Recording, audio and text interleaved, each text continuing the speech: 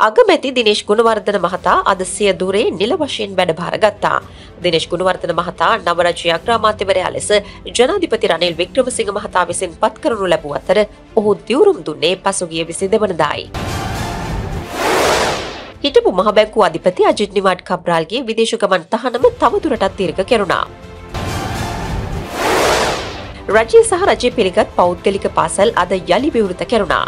කෙසේ වෙතත් නැවත දැනුම් දෙනතුරු පාසල් පැවැත්වෙන්නේ සඳුදා අඟහරුවාදා සහ බ්‍රහස්පතින්දා දිනවලදී. බදාදා සහ සෙකුරාදා දිනවලදී අධ්‍යාපන කටයුතු මාර්ගගත ක්‍රමය ඔස්සේ පැවැත්වීමට නියමිතයි.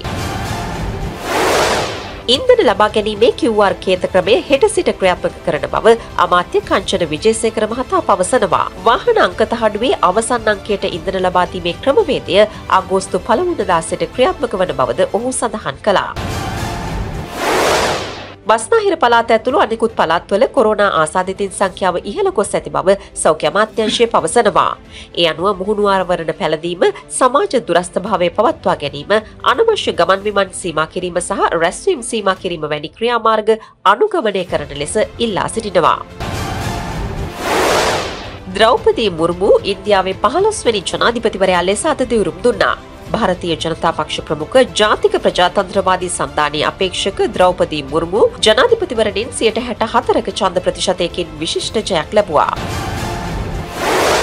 ශ්‍රී ලංකාවේ රාජනායකයා ලෙස කලාපීය ස්ථාවරත්වය සහ ආරක්ෂාව ශක්තිමත් කිරීමට බලාපොරොත්තු වන බව රුසියානු ජනාධිපති ව්ලාඩිමීර් පුටින් ජනාධිපති රනිල් වික්‍රමසිංහ වෙත සිය සුබ පැතුම් පණිවිඩයක් එවමින් ප්‍රකාශ කළා.